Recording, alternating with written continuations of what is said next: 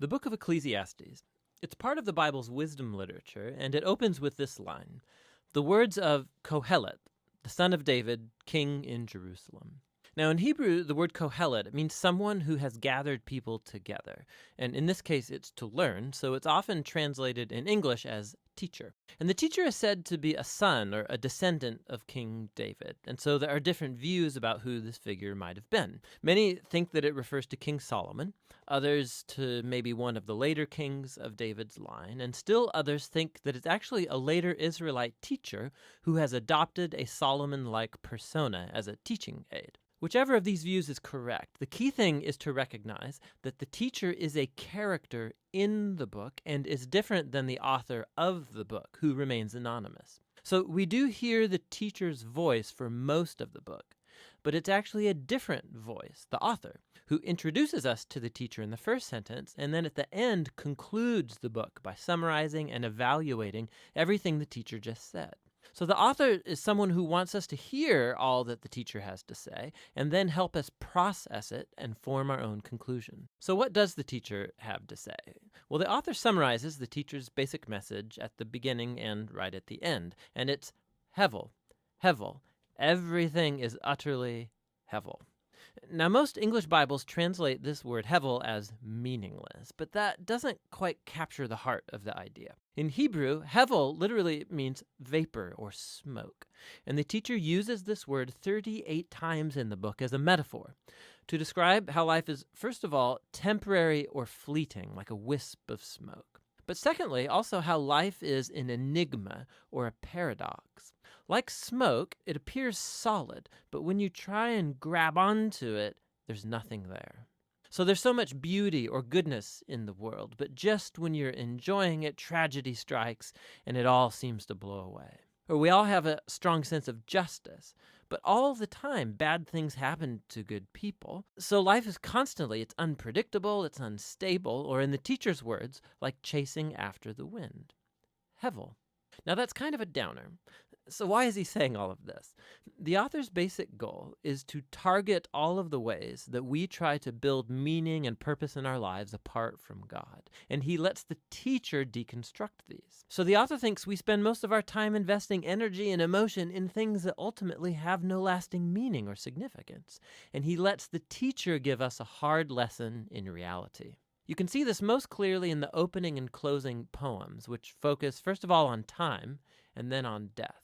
So the teacher says, you can spend your whole life working and achieving because you think that makes your life meaningful. You should really stop and consider the march of time. For all of the human effort that takes place in the world, nothing really ever changes. So sure, we develop technology and we build nations that rise and fall, but go climb a mountain and see if it cares. It was there long before any of us, and it will be here long after. I mean, no one's even going to remember you or anything you did 100 years from now, but that mountain, it'll still be there. And the ocean will still be breaking on the beach, and the sun will still rise and set. And so time will eventually erase you and me and everything that we care about. And if that's not disheartening enough, the teacher also can't stop talking about death all the way through the book, but especially in this poem near the end. He says, death is the great equalizer, and it renders meaningless most of our daily activities. It devours the wise and the fool, the rich and the poor, no matter who you are, what you've done, good or bad, we're all going to die, and it's inescapable. So with these two ideas in hand, the teacher goes on to consider all the activities and false hopes that we invest our lives in to find meaning and significance, like wealth or career or social status or pleasure. So you think working hard is going to make life worth it? Think about the stress and the toll that takes on you, all the anxiety and the sleepless nights. And by the time you actually earn some wealth, you're going to be too old to enjoy it anyway. And then by the time that you have to pass it on to someone, they may not even be someone who cares about anything that you did. Or maybe you think pleasure is going to make life worth it for you. Go for it. Live for your vacations, live for the weekend party. Monday always comes. Hevel, Hevel. Everything is utterly Hevel. So what does the teacher advocate then? That we become pure hedonists or relativists? Well, no, that would be Hevel too. The teacher acknowledges the ideas from Proverbs that living by wisdom and the fear of the Lord, that these have real advantages. On the whole, life will probably go better for you. See, but the problem is that even living by wisdom and the fear of the Lord, they're hevel too, because they don't guarantee a good life. Good people die tragically, and horrible people live long and prosper. There's just too many exceptions, and so even wisdom is hevel. Again, not meaningless, but an enigma. Wisdom doesn't work the way you think it should all of the time. So what's the way forward in the midst of all this hevel? And here, paradoxically, the teacher discovers the key to the true enjoyment of life under the sun. It's accepting hevel. It's acknowledging that everything in your life is totally out of your control. About 6 different times at some of the bleakest moments in his monologue, the teacher talks about the gift of God, which is the enjoyment of simple, good things in life, like friendship or family, a good meal, or a sunny day. You can't control these things. You're certainly not guaranteed them, but that's their beauty. When I come to adopt a posture of total trust in God, it frees me to simply enjoy my life as I actually experience it, not as I think it ought to be, because even my expectations about what life ought to be are ultimately hevel. Hevel. Everything under the sun is utterly hevel. And so the teacher's words come to a close. Right here at the end, the author speaks up again, and he brings it all to a conclusion. He says, the teacher's words are very important for us to hear. He likens them to a shepherd's staff with a goad, a pointy end, which might hurt when it pokes you, but he says the teacher is trying to poke you to get you to move in the right direction towards greater wisdom. The author then warns us that you can actually take the teacher's words too far, and you could spend your whole life buried in books trying to answer life's existential puzzles. Don't try, he says. You'll never get there. And so instead, the author offers his own conclusion, and it's this: fear God and keep his commandments. This is the whole duty of humans, for God will bring every deed into judgment, every hidden thing, whether good or evil. And so the author thinks it's good to let the teacher challenge your false hopes and remind you that time and death make most of life completely out of your control. But what gives life true meaning is the hope of God's judgment, the hope that one day God will clear away all of the hevel and bring true justice to our world. And it's that hope that should fuel a life of honesty and integrity before God, despite the fact that I remain puzzled by most of life's mysteries. And that's the wisdom of the book of Ecclesiastes. Ecclesiastes. Ecclesiastes 1. The words of the preacher, the son of David, king in Jerusalem. Vanity of vanities, says the preacher. Vanity of vanities, all is vanity. What does man gain by all the toil at which he toils under the sun? A generation goes, and a generation comes, but the earth remains forever. The sun rises, and the sun goes down, and hastens to the place where it rises. The wind blows to the south, and goes around to the north. Around and around goes the wind, and on its circuits the wind returns. All streams run to the sea, but the sea is not full. To the place where the streams flow, there they flow again. All things are full of weariness. A man cannot utter it. The eye is not satisfied with seeing, nor the ear filled with hearing. What has been is what will be, and what has been done is what will be done. And there is nothing new under the sun. Is there a thing of which it is said, "See, this is new"? It has been already in the ages before us. There is no remembrance of former things, nor will there be any remembrance of later things yet to be among those who come after. I, the preacher, have been king over Israel in Jerusalem, and I applied my heart to seek and to search out by wisdom all that is done under heaven. It is an unhappy business that God has given to the children of man to be busy with. I have seen everything that is done under the sun, and behold, all is vanity and a striving after wind. What is crooked cannot be made straight, and what is lacking cannot be counted. I said in my heart, I have acquired great wisdom, surpassing all who were over Jerusalem before me, and my heart has had great experience of wisdom and knowledge. And I applied my heart to know wisdom, and to know madness and folly. I perceived that this also is but a striving after wind. For in much wisdom is much vexation, and he who increases knowledge increases sorrow. Ecclesiastes 2. I said in my heart, Come now, I will test you with pleasure, enjoy yourself. But behold, this also is vanity. I said of laughter, It is mad, and of pleasure, what use is it? I searched with my heart how to cheer my body with wine, my heart still guiding me with wisdom, and how to lay hold on folly, till I might see what was good for the children of man to do under heaven during the few days of their life. I made great works. I built houses and planted vineyards for myself. I made myself gardens and parks, and planted in them all kinds of fruit trees. I made myself pools from which to water the forest of growing trees. I bought male and female slaves, and had slaves who were born in my house. I had also great possessions of herds and flocks, more than any who had been before me in Jerusalem. I also gathered for myself silver and gold, and the treasure of kings and provinces. I got singers, both men and women, and many concubines, the delight of the children of man. So I became great and surpassed all who were before me in Jerusalem.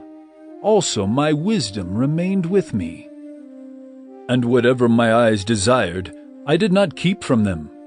I kept my heart from no pleasure, for my heart found pleasure in all my toil, and this was my reward for all my toil. Then I considered all that my hands had done, and the toil I had expended in doing it. And behold, all was vanity, and a striving after wind, and there was nothing to be gained under the sun. So I turned to consider wisdom, and madness, and folly. For what can the man do who comes after the king? Only what has already been done. Then I saw that there is more gain in wisdom than in folly, as there is more gain in light than in darkness. The wise person has his eyes in his head, but the fool walks in darkness. And yet I perceive that the same event happens to all of them. Then I said in my heart, What happens to the fool will happen to me also. Why then have I been so very wise? And I said in my heart, that this also is vanity.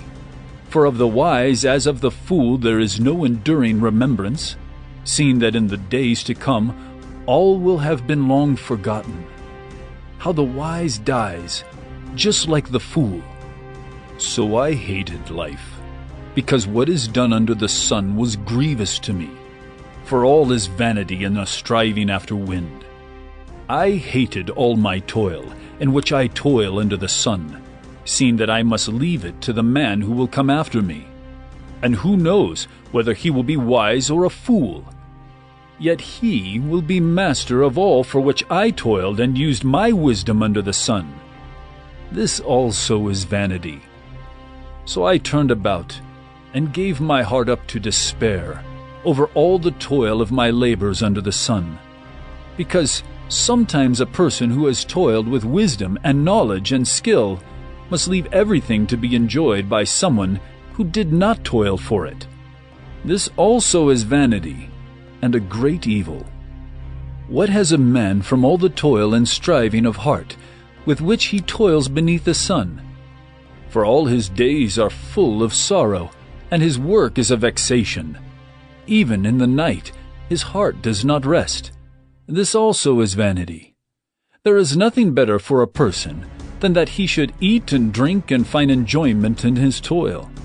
This also I saw is from the hand of God. For apart from him, who can eat or who can have enjoyment? For to the one who pleases him, God has given wisdom and knowledge and joy. But to the sinner he has given the business of gathering and collecting, only to give to one who pleases God. This also is vanity, and a striving after wind. Ecclesiastes 3. For everything there is a season, and a time for every matter under heaven, a time to be born, and a time to die, a time to plant, and a time to pluck up what is planted, a time to kill, and a time to heal, a time to break down, and a time to build up, a time to weep, and a time to laugh, a time to mourn, and a time to dance, a time to cast away stones, and a time to gather stones together, a time to embrace, and a time to refrain from embracing, a time to seek, and a time to lose, a time to keep, and a time to cast away, a time to tear, and a time to sow, a time to keep silence, and a time to speak, a time to love, and a time to hate, a time for war, and a time for peace. What gain has the worker from his toil? I have seen the business that God has given to the children of man to be busy with. He has made everything beautiful in its time.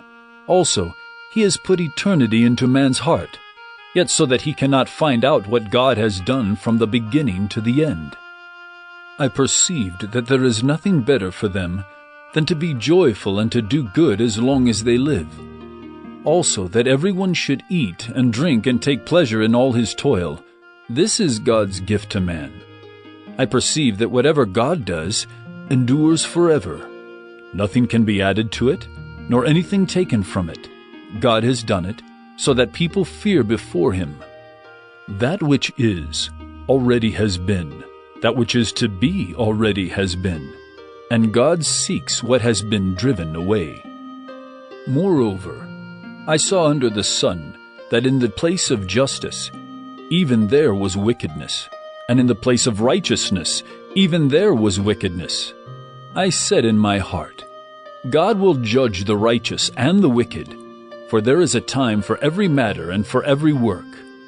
I said in my heart, with regard to the children of man, that God is testing them, that they may see that they themselves are but beasts. For what happens to the children of man, and what happens to the beasts is the same. As one dies, so dies the other. They all have the same breath, and man has no advantage over the beasts, for all is vanity. All go to one place, all are from the dust, and to dust all return. Who knows whether the spirit of man goes upward, and the spirit of the beast goes down into the earth? So I saw that there is nothing better than that a man should rejoice in his work, for that is his lot. Who can bring him to see what will be after him? Ecclesiastes 4. Again, I saw all the oppressions that are done under the sun, and behold, the tears of the oppressed, and they had no one to comfort them. On the side of their oppressors there was power, and there was no one to comfort them. And I thought, the dead who are already dead, more fortunate than the living, who are still alive. But better than both is he who has not yet been, and has not seen the evil deeds that are done under the sun. Then I saw that all toil and all skill and work come from a man's envy of his neighbor. This also is vanity, and a striving after wind. The fool folds his hands, and eats his own flesh. Better is a handful of quietness than 2 hands full of toil and a striving after wind. Again I saw vanity under the sun. One person who has no other, either son or brother, yet there is no end to all his toil, and his eyes are never satisfied with riches, so that he never asks, For whom am I toiling and depriving myself of pleasure? This also is vanity, and an unhappy business. 2 are better than 1, because they have a good reward for their toil. For if they fall, one will lift up his fellow. But woe to him who is alone when he falls, and has not another to lift him up. Again, if 2 lie together, they keep warm. But how can one keep warm alone? And though a man might prevail against one who is alone, two will withstand him. A threefold cord is not quickly broken. Better was a poor and wise youth than an old and foolish king who no longer knew how to take advice. For he went from prison to the throne, though in his own kingdom he had been born poor. I saw all the living who move about under the sun, along with that youth who was to stand in the king's place. There was no end of all the people, all of whom he led, yet those who come later will not rejoice in him. Surely this also is vanity, and a striving after wind. Ecclesiastes 5. Guard your steps when you go to the house of God. To draw near to listen is better than to offer the sacrifice of fools, for they do not know that they are doing evil. Be not rash with your mouth, nor let your heart be hasty to utter a word before God. For God is in heaven, and you are on earth. Therefore, let your words be few. For a dream comes with much business, and a fool's voice with many words. When you vow a vow to God, do not delay paying it, for he has no pleasure in fools. Pay what you vow. It is better that you should not vow, than that you should vow and not pay. Let not your mouth lead you into sin, and do not say before the messenger that it was a mistake. Why should God be angry at your voice and destroy the work of your hands? For when dreams increase and words grow many, there is vanity. But God is the one you must fear. If you see in a province the oppression of the poor and the violation of justice and righteousness, do not be amazed at the matter, for the high official is watched by a higher, and there are yet higher ones over them. But this is gain for a land in every way, a king committed to cultivated fields. He who loves money will not be satisfied with money, nor he who loves wealth with his income. This also is vanity. When goods increase, they increase who eat them, and what advantage has their owner but to see them with his eyes? Sweet is the sleep of a laborer, whether he eats little or much, but the full stomach of the rich will not let him sleep. There is a grievous evil that I have seen under the sun. Riches were kept by their owner to his hurt, and those riches were lost in a bad venture. And he is father of a son, but he has nothing in his hand. As he came from his mother's womb, he shall go again, naked as he came, and shall take nothing for his toil that he may carry away in his hand. This also is a grievous evil. Just as he came, so shall he go. And what gain is there to him who toils for the wind? Moreover, all his days he eats in darkness, in much vexation, and sickness and anger. Behold, what I have seen to be good and fitting is to eat and drink and find enjoyment, and all the toil with which one toils under the sun, the few days of his life that God has given him. For this is his lot. Everyone also to whom God has given wealth and possessions and power to enjoy them, and to accept his lot and rejoice in his toil. This is the gift of God. For he will not much remember the days of his life, because God keeps him occupied with joy in his heart. Ecclesiastes 6. There is an evil that I have seen under the sun, and it lies heavy on mankind. A man to whom God gives wealth, possessions, and honor, so that he lacks nothing of all that he desires, yet God does not give him power to enjoy them, but a stranger enjoys them? This is vanity. It is a grievous evil.